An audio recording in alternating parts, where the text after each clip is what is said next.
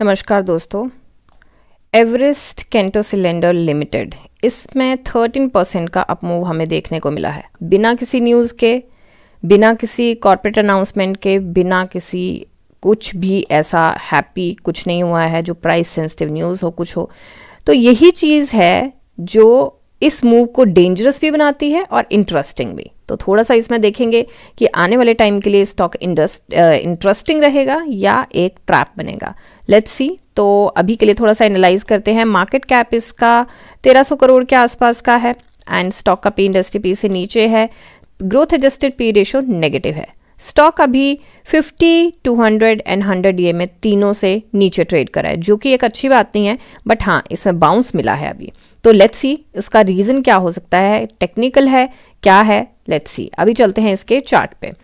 तो चार्ट पे सबसे पहले तो एक यहाँ पे ट्रेंड लाइन बनती हुई नज़र आ रही है। सबसे पहले ये ट्रेंड लाइन जो इसने हाई लगाया था दिसंबर 2024 में, तो वहाँ से इसकी एक ट्रेंड लाइन बनती हुई नज़र आ रही है। और अगर उस ट्रेंड लाइन को फॉलो करें तो इसने पहले भी उसको ब्रेक किया था, बट अब उसको ब्रेक करके ये बहुत स्ट्रांग तरीके से निकला है। अब वॉल्यूम की बात करें तो वॉल्यूम 45 मिलियन का मिला है। अब यहाँ पे सेम ऐसा कुछ अगस्त 2025 में भी हुआ था। वॉल्यूम हमें काफ़ी स्ट्रांग मिला था 32 मिलियन का, और उसके बाद क्या हुआ था, थोड़ा सा साइडवेज गया था। प्रॉफिट बुकिंग एकदम से आ गई थी, गैप अप ओपनिंग इसकी रही थी, तो उसको गैप को फिल करने आना था। वो गैप फिल करके काफ़ी टाइम यही घूमता रहा, फिर डाउन गया। अब यहाँ पे फिर से हमें जंप मिला। अब सबसे इंपॉर्टेंट चीज़ तो यहाँ पे रहेगी जो कि हिस्ट्री बता रही है इसकी। अगर वॉल्यूम सस्टेन नहीं किया, कोई पॉइंट ही नहीं बनता इसमें एंट्री का। वॉल्यूम सस्टेन करना बहुत ज़्यादा ज़रूरी रहेगा। अब वॉल्यूम जब इसका अप ट्रेंड भी चला था तो वॉल्यूम इसका बहुत ज़्यादा नहीं रहता था, 1 मिलियन एंड यहाँ पे 4 मिलियन, 1 मिलियन के आसपास, 1 मिलियन के आसपास ही रहता है यूजली। तो 1 मिलियन के आसपास भी वॉल्यूम रहता है, नॉट एन इशू, क्योंकि यूजली जब अप ट्रेंड में जाता है तब भी इतना ही रहता है, बट फिर भी बहुत अच्छी तरीके से एनालाइज वॉल्यूम को ज़रूर करके चले।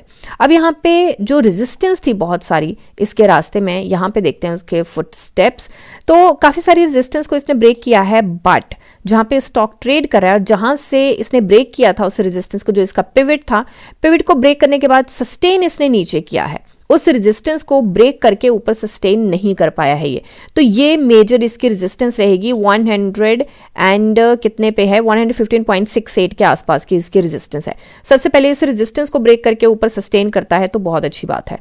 अभी अगर बाकी सारे सिग्नल्स को अगर देखा जाए तो आरएसआई काफ़ी अच्छी रेंज में है, MACD भी बाई सिग्नल को सपोर्ट कर रहे हैं, और बहुत सारी ऐसी है कि रिसेंट रेजिस्टेंस को भी ये ब्रेक करके ऊपर सस्टेन किया है। तो ये सारे के सारे बुलिश इंडिकेटर हैं। अब शॉर्ट टर्म में क्या हो सकता है, अगर स्टॉक ये जो हाई है अपनी रेजिस्टेंस को ब्रेक करके इसके ऊपर सस्टेन करता है और वॉल्यूम भी सस्टेन करता है तो मुझे लगता है कि इसमें रैली की संभावना बनती है, बट अगर नहीं करता है तो पुल बैक आ सकता है। अब यहाँ पे थोड़ी सी वॉलेटिलिटी मुझे लगता है कि देखने को मिलेगी। शॉर्ट टर्म में रिस्क जरूर रहेंगे, वॉलेटिलिटी रहेगी।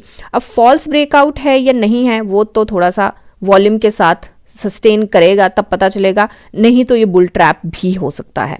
मूविंग एवरेज जो है वो कुछ सिग्नल्स हैं जो इसके बुलिश हैं, बट मूविंग एवरेज के कुछ टेक्निकल समरीज जो हैं वो थोड़ा सा बेरिश मूविंग एवरेज अभी ओवरऑल शो कर रहा है। तो उसके लॉन्ग टर्म के अभी बुलिश ट्रेंड कंफर्मेशन तो बिल्कुल भी नहीं है, क्योंकि एक कैंडल से ट्रेंड कंफर्मेशन बिल्कुल भी नहीं होती है। तो अगर प्राइस नीचे आए तो पुल बैक हो सकता है, करेक्ट करने के लिए थोड़ी सी प्रॉफिट बुकिंग एंड एवरीथिंग देखने को मिल सकती है। लॉन्ग टर्म में जो इसका शॉर्ट टर्म के लिए जो इसका अभी ये जो नंबर्स हैं जो हम लेके चले हैं, यहाँ पे मैंने जूम कर दिया है, आप नोट कर सकते हैं। तो ये नंबर्स नोट कर लीजिए, ये नंबर्स आपको होपफुली साथ देंगे। ये रीसेंट इसके जो रहेंगे सपोर्ट जोन वो हैं। अब यहाँ पे अगर प्राइस जो है 200 DMA के ऊपर सस्टेन करता है तो मुझे लगता है कि ट्रेंड का कंफर्मेशन यहाँ पे आ सकता है। तो प्राइस के लिए अभी देखें हम कहाँ पे है, तो अभी के लिए ओके, तो ये 50, 200, 100 DMA तीनों से नीचे है। तो अगर 200 DMA से ऊपर जब सस्टेन कर जाएगा तो ट्रेंड कंफर्मेशन हमारे पास हो जाएगी। और यहाँ पे अभी के लिए मुझे लगता है कि थोड़ा सा ये ट्रैप वाली फीलिंग ज़रूर आ रही है, तो उस ट्रैप वाली फीलिंग में ना फंसें, कंफर्मेशन का वेट करें। ये जो रेजिस्टेंसेज हैं ये काफ़ी स्ट्रांगली इसको फेस करनी पड़ेगी। काफ़ी बार स्टॉक अटकता हुआ दिखाई दिया है, तो फुल फ्लैज मुझे लगता है कि 122, 123 के बाद अगर वहाँ तक ये सस्टेन कर जाता है, उसके बाद भी वॉल्यूम सही रहता है, RSI सपोर्ट करता है, वॉल्यूम सपोर्ट करता है, मार्केट सेंटिमेंट ठीक रहते हैं, तो मुझे लगता है काफ़ी अच्छा जा सकता है। अब ये टोटली मार्केट के अगेंस्ट इसने यहाँ पे ट्रेड किया है। मार्केट डाउन थी, पूरे के पूरे सेंटिमेंट डाउन थे, बट फिर भी इसने काफ़ी अच्छा रन दिखाया है। तो मुझे लगता है कि वॉच लिस्ट में रखना तो यहाँ पे हो जाता है इसको ज़रूरी। तो लेट्स सी बाकी क्या हो सकता है। अभी कोई टारगेट नहीं है, कभी कुछ नहीं है, एक बार ट्रेंड कन्फर्मेशन आए उसके बाद हम देखते हैं फिर। तो रेस्ट ये सिर्फ मेरे एनालिसिस है, बाय सेल होल्ड की रिकमेंडेशन है। मिलते हैं नेक्स्ट वीडियो में, तब तक के लिए शुक्रिया एंड हैप्पी इन्वेस्टिंग।